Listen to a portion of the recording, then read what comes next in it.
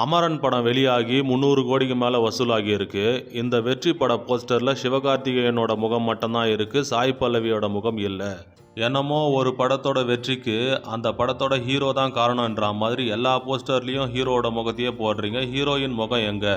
மற்ற படங்களை விட அமரன் படத்தில் ஹீரோயின் ரோல் கொஞ்சம் ஸ்ட்ராங்காகவே இருக்கும். அதை சாய் பல்லவி மேடம் சூப்பராக பண்ணியிருந்தாங்க. இருந்தாலும் வெற்றின்னு கொண்டாடும் போது அவங்கள ஏன் புறக்கணிக்கிறீங்க? பெண்கள்னாலே வஞ்சிக்கும் இந்த தமிழ் சினிமாவில் பெண்கள் எப்படி வளர்ந்து வர்றது அப்படின்னு பாடகி சின்மயி அவர்கள் சரமாரி கேள்வி கேட்டிருக்காங்க. அது மட்டும் இல்லாமல் ரவுடி பேபி பாட்டில் கூட தீயோட வாய்ஸ்னால தான் அந்த பாட்டு அவ்வளோ பெரிய ஹிட் ஆச்சு. ஆனால் வெற்றியை கொண்டாடும் போது தீயை புறக்கணிச்சிட்டாங்க, தனுஷை தூக்கி வச்சு பேசுகிறாங்க. இப்படிப்பட்ட ஓர வஞ்சனைகள் எதுக்கு அப்படின்னு தமிழ் சினிமாவில் இருக்கிற எல்லாரையும் கேள்வி கேட்டிருக்காங்க சின்மயி மேடம்.